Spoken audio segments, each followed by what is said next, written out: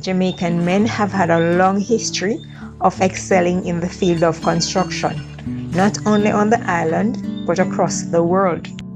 For example, during the early days of the construction of the Panama Canal, nearly all skilled American workers deserted within a year due to the harsh working conditions, according to historical records.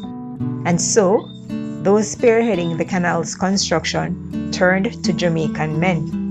According to the Inter-American Development Bank, it is recorded that under French control of the canal project, 12,875 laborers were on the payrolls, and of the 10,844 who came from the British West Indies, 9,005 were Jamaicans. This means that 84% of the laborers on the project at that point were Jamaican.